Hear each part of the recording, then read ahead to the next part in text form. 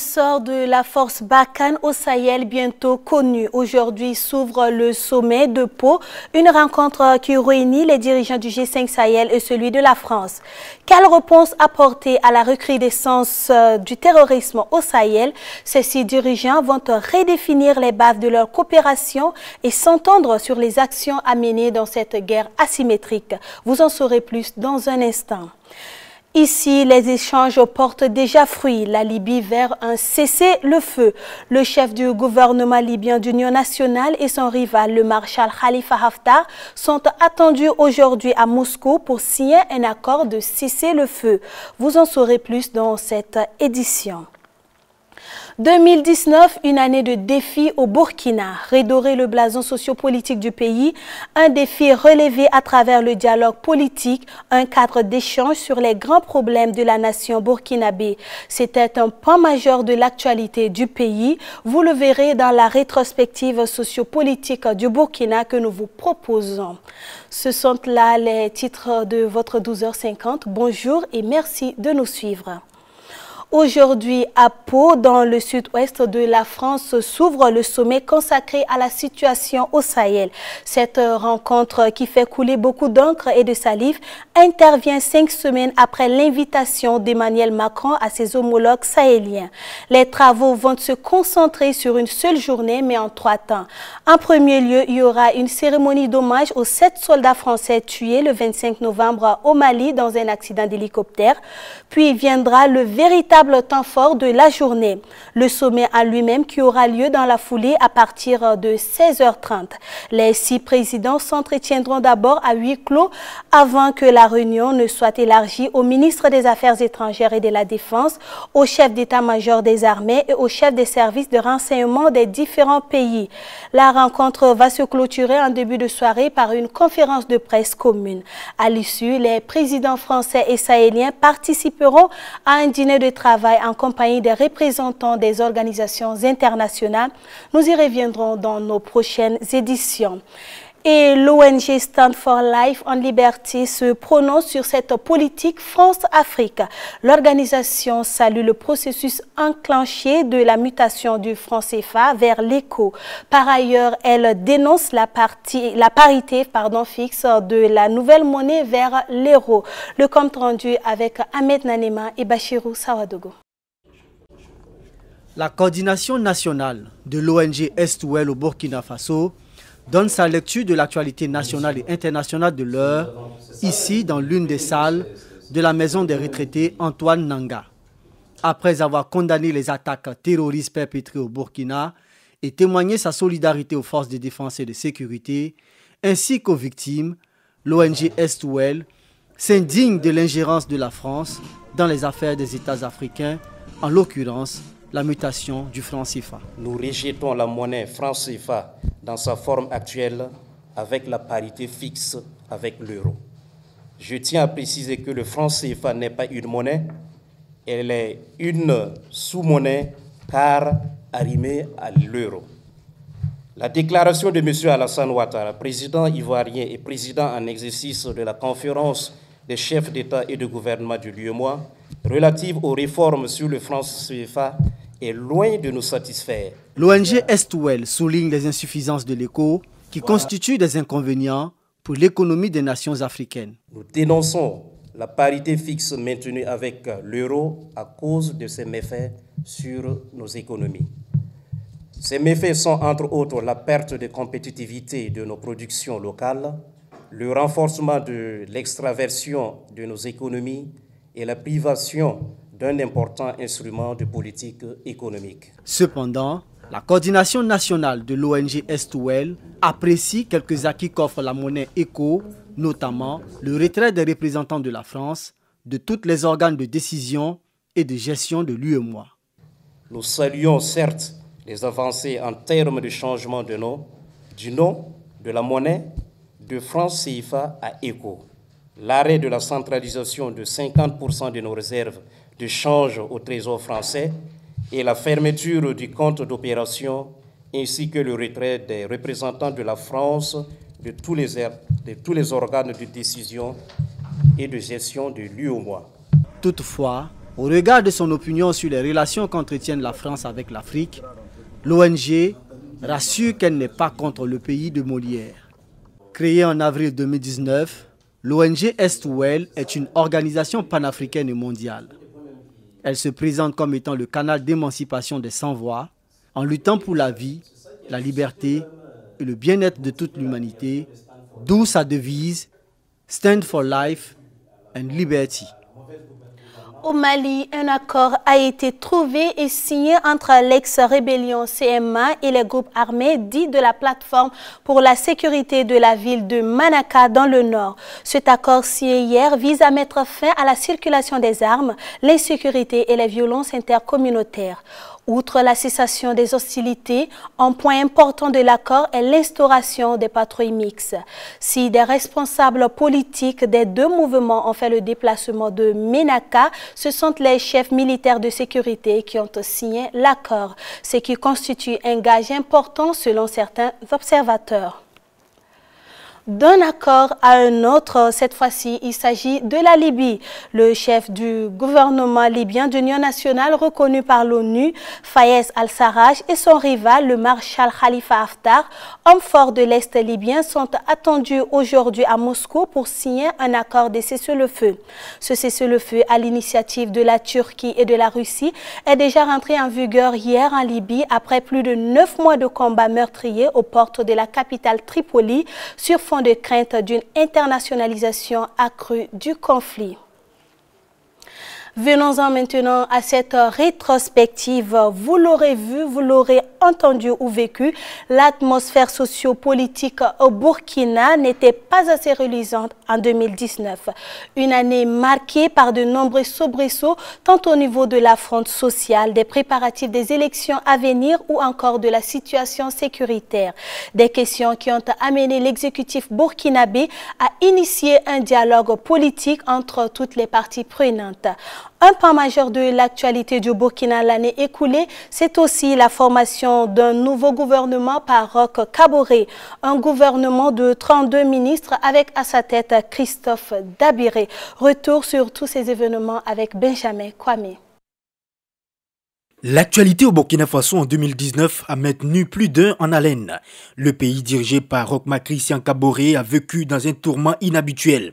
Des grèves à répétition dans plusieurs secteurs, en passant par des mouvements d'humeur, des sittings, des bavures policières, la question de la CNI et les élections de 2020, sans oublier la question sécuritaire, avec son corollaire, les attaques terroristes. Tous ces problèmes n'ont pas laissé indifférent un seul Burkinabé, à commencer par le chef de l'État lui-même. Lui qui, au regard de ce tableau noir, a annoncé la tenue d'un dialogue politique dans le mois d'avril. Ce dialogue politique initié par Roch Christian Kaboré s'est ouvert le lundi 15 juillet à Ouagadougou. Il s'est poursuivi jusqu'au 22 juillet 2019. L'objectif ici était de réunir les acteurs politiques et civils autour de la même table afin d'aborder les sujets d'intérêt national.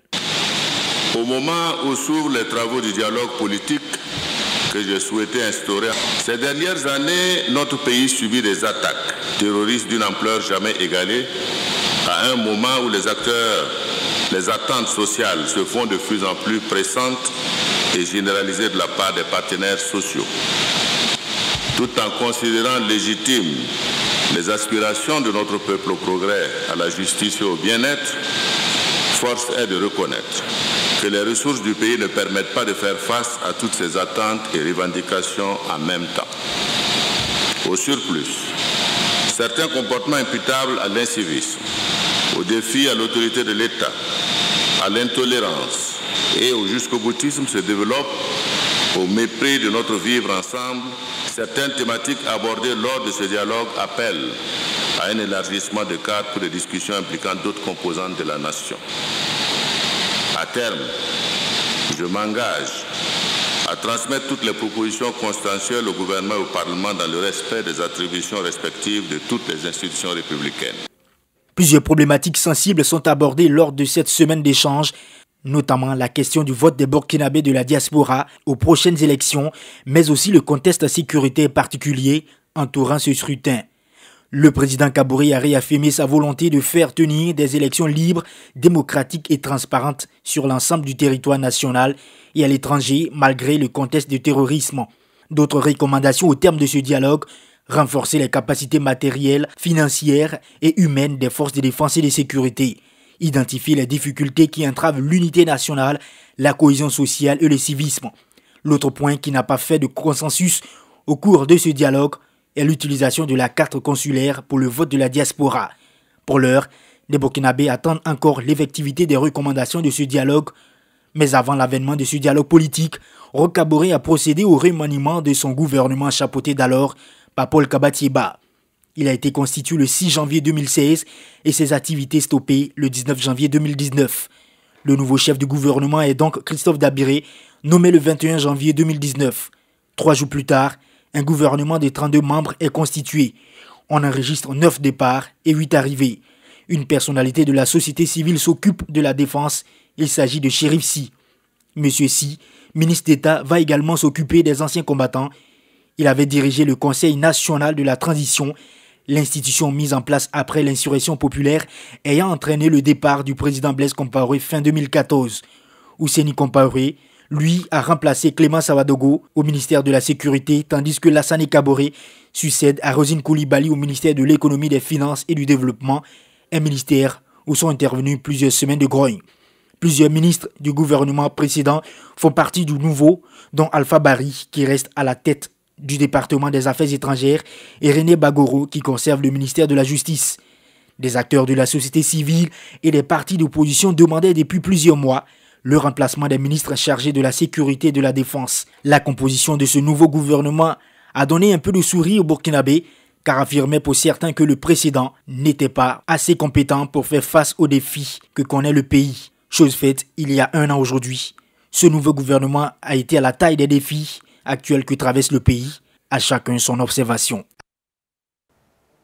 Autre point de l'actualité, à présent, des Gambiens ont manifesté hier près de Banjul en faveur du maintien au pouvoir pour 5 ans du président Adama Barrow. Cette manifestation intervient moins d'1 mois après que d'autres Gambiens sont descendus dans la rue pour réclamer que le président tienne son engagement de 2016 et quitte le pouvoir sans attendre. Ce qu'il faut dire, c'est que ce rassemblement ouvre une séquence de manifestations dans les prochains jours. Les supporters de Yaya Jammeh, qui a dirigé pendant 22 ans la Gambie, compte manifester le 16 janvier pour son retour d'exil. Les partisans d'un départ du président Barrow entendent faire de même quelques jours après. Affaire à suivre donc. Parlons aussi de ce dossier tentaculaire, celui du scandale du dopage russe. C'est aujourd'hui que s'ouvre à Paris le procès de l'ancien patron sénégalais de la Fédération internationale d'athlétisme. Lamine Diack est poursuivi pour corruption, abus de confiance et blanchiment en bande organisée, notamment pour son implication présumée dans un système de corruption voué à protéger des athlètes russes dopés. À ses côtés, 5 autres acteurs présumés, dont son fils Papa Mazata Diack, qui fait l'objet d'un mandat d'arrêt international. Actuellement à Dakar, il sera représenté par des avocats. De la culture à présent pour clore cette édition. Hier, la communauté béninoise du Burkina a célébré la fête du Vaudou. Avec un léger décalage cette année, la fête a comme de coutume célébré la religion endogène traditionnelle du pays de Mathieu Kérékou, le Vaudou. La célèbre danse du masque Zangbeto était le point d'orgue de la cérémonie. Une cérémonie suivie pour nous par Gilles Dasda et Achille Ouetraogo. Des pas lents, suivis d'une danse virevoltante, le Zangbeto, gardien de la nuit, assure le spectacle mystique devant le public.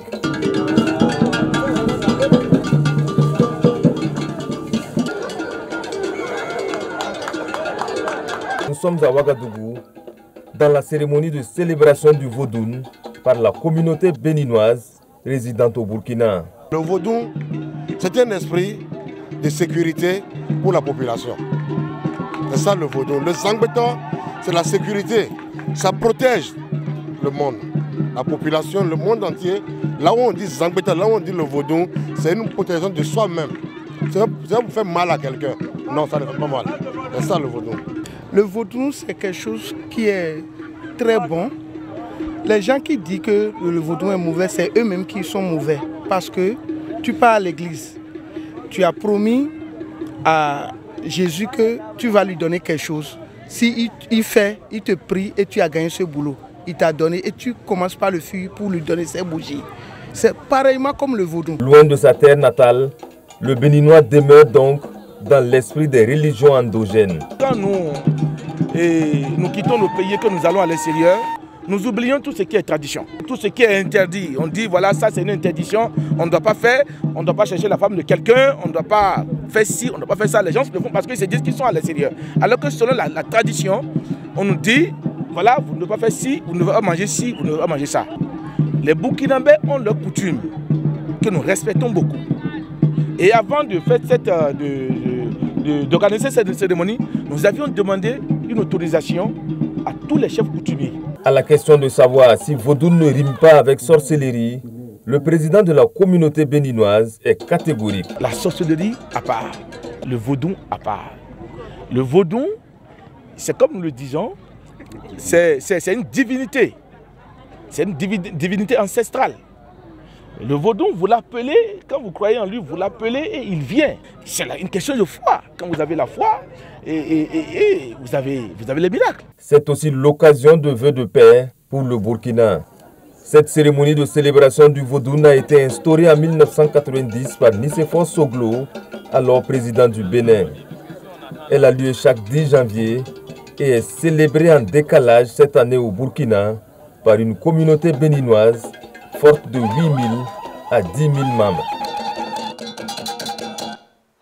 Ne dit-on pas qu'un homme sans culture ressemble à un zèbre sans rayures? Voilà qui met fin à cette édition du 12h50 de LCA. Merci de l'avoir suivi. À demain.